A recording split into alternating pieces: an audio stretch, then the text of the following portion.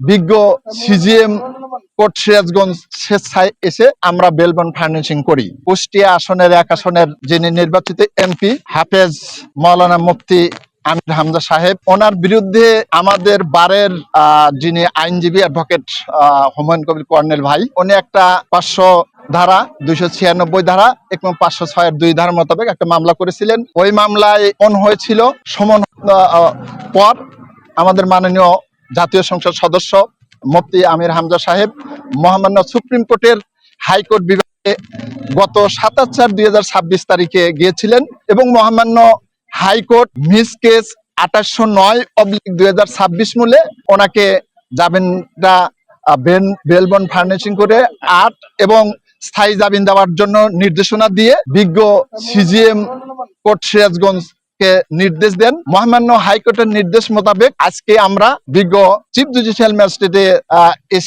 স্বেচ্ছায় এসে আমরা বেলবন ফার্নিশিং করি। পরবর্তীতে যেহেতু উনি একজন মাননীয় জাতীয় সংসদ সদস্য, ওনার অনেক ব্যস্ততা রয়েছে, সেইটাকে আমরা অনুরোধ করে বিজ্ঞ সিজিএম স্যারকে বলে চৌহালি, যেহেতু মামলাটা দায়ের হয়েছিল চৌহালি আমলি আদালতে, সেই মামলা স্থায়ী জামিনের প্রার্থনা করলে বিজ্ঞ আদালত সেটা হয়ে স্থায়ী জামিনটা কনসিডার করেন। ওনার বিরুদ্ধে আর মামলা হয়েছিল, সেই মামলায়ও সমনপ্রাপ্ত হয়েছিল, সেটা বাদী ছিল শামীম খান। ওই মামলাও যেহেতু উনি আসছে, এই মামলাটাও বিজ্ঞ অতিরিক্ত চিফ জুডিশিয়ালকে অনুরোধ করে আমরা স্বেচ্ছায় জামিনের প্রার্থনা করলে ওই মামলাটাও বিজ্ঞ অতিরিক্ত সিজেম স্যার ওনাকে স্থায়ী জামিনটা কনসিডার করেছেন। এটাই মূলত আজকের বিষয়।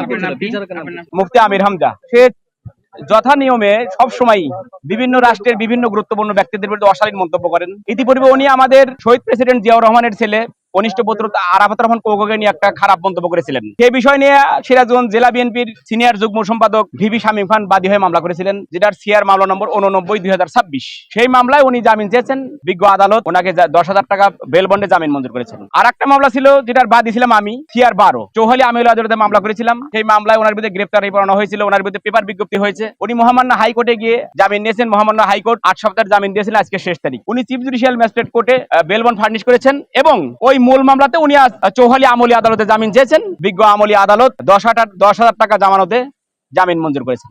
চিফ জুডিশিয়াল আদালত বেল বন্ড ফার্নিশ করেছে এবং চৌহালি আমলি আদালত ওনার জামিন মঞ্জুর করেছেন। আর এই মামলাটা ছিল আমাদের সিরাজগঞ্জের কৃতি সন্তান, আমাদের হৃদয়ের স্পন্দন জনাব ইকবাল হাসান মাহমুদ টুকু ভাইকে নিয়ে উনি অশালীন মন্তব্য করেছিল।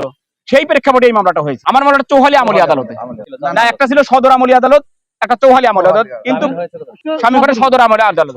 চিফ জুডিশিয়াল তো ওটা হলো হাইকোর্টের বেল বন্ড ফার্নিশ করেছে, চিফ জুডিশিয়াল ম্যাজিস্ট্রেট আদালত।